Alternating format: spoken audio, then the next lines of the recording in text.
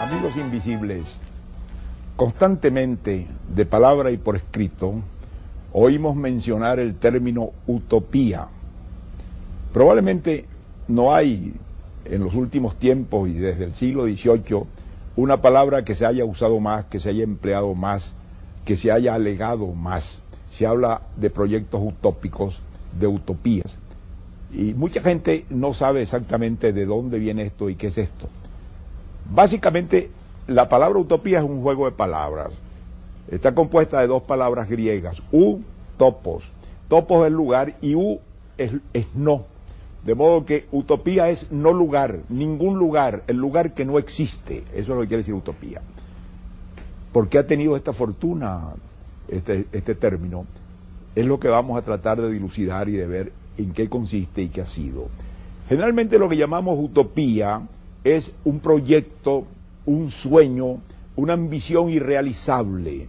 La creencia de que podemos alcanzar una situación determinada que desde cualquier punto de vista racional parece que no es alcanzable. Un estado de felicidad plena, de abundancia plena, de satisfacción plena para el hombre. Eso es lo utópico, esa es la utopía. Eso es tan viejo como el hombre. Si no tan viejo como el hombre, por lo menos tan viejo como la imaginación del hombre.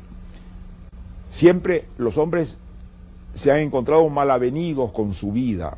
Han sentido que la vida no es lo que ellos querían, que la vida no les da lo que ellos debían esperar, que la vida es más dura de lo que ellos quisieran.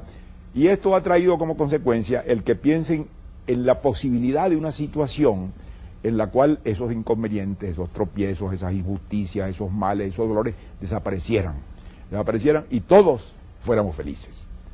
Claro, habría que empezar por preguntar en qué consiste la felicidad, pero eso ya es cuestión de otro género y de otro sentido. Esa idea existió desde los comienzos de nuestra civilización. Y esa idea siempre estaba colocada o en el pasado o en el futuro, nunca en el presente. En el pasado, por ejemplo, los griegos creían en una cosa que llamaban la edad de oro. La humanidad, en sus comienzos remotísimos, había pasado por varias edades, una de las cuales era la edad de oro. La edad de oro era una época en que los hombres habían vivido en la felicidad, en la plenitud, abundaban todos los bienes, no había que trabajar, no había guerra, no había sufrimiento, no había crimen, de modo que todo el mundo vivía en un estado de felicidad permanente y perpetua. Esa edad terminó y los hombres cayeron en lo que llamaban los griegos la edad de hierro, una edad de sufrimiento, de lucha, de guerra, de injusticia. Esa misma idea la recoge el cristianismo a través del judaísmo y es la idea del paraíso terrenal. Los hombres vivieron en una situación original cuando Dios los crió en un paraíso, en eso que llamamos un paraíso, un Edén, en un lugar donde no había mal, donde no había injusticia, donde no había trabajo, donde no había esfuerzo, donde todo estaba al alcance sin ningún esfuerzo de ninguna clase, donde se vivía felices. Nuestros primeros padres, Adán y Eva, según el gran mito tradicional de la civilización occidental, vivían en la utopía, en la felicidad plena. Más tarde hubo una proyección hacia el futuro. En la Edad Media, que fue una edad muy dura, de guerras, de pestes, de miseria, los hombres pensaron que algún día podían desembocar en una felicidad. Y entonces hubo esa idea que la Iglesia condenó más tarde como una idea no ortodoxa, de que Cristo iba a regresar a la tierra en un momento determinado, tal vez el año 1000, tal vez más adelante, y cuando regresara Cristo a la tierra iba a implantar una situación que iba a durar 1000 años, eso es lo que llaman el milenio.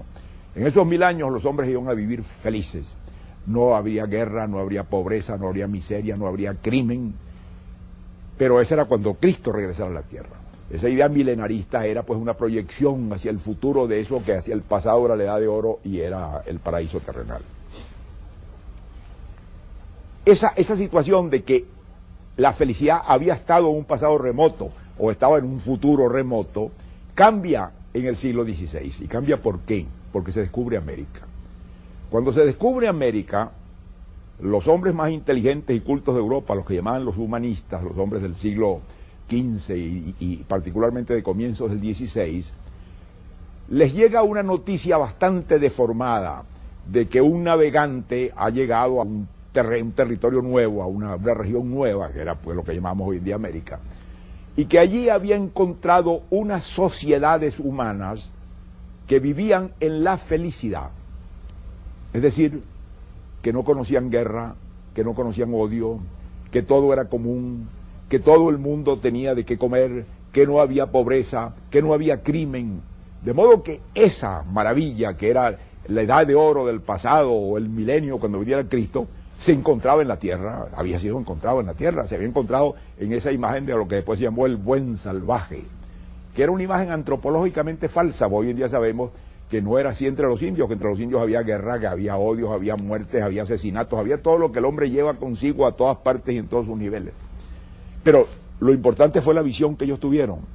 Es entonces cuando el año de 1516, es aquí donde nace la palabra, una gran figura inglesa, Tomás Moro, que era un humanista de los más brillantes de Europa de su época, y era un político, fue canciller de Inglaterra bajo Enrique VIII, lo que le costó caro porque Enrique VIII finalmente le cortó la cabeza. El año de 1516 publicó un pequeño libro en latín. Los humanistas de aquella época no escribían en lo que llamaban las lenguas vulgares o vernáculos, escribían en latín. Y ese librito se llama Utopía, y es él el que crea el juego de palabras, ese juego de palabras de el lugar que no existe, ningún lugar, utopía. ¿Y qué pasa en Utopía? Utopía se compone de dos partes. Una primera parte en la que hay un diálogo al estilo de los diálogos griegos, en que dos personajes discuten sobre la situación atroz en que está la Inglaterra de ese tiempo.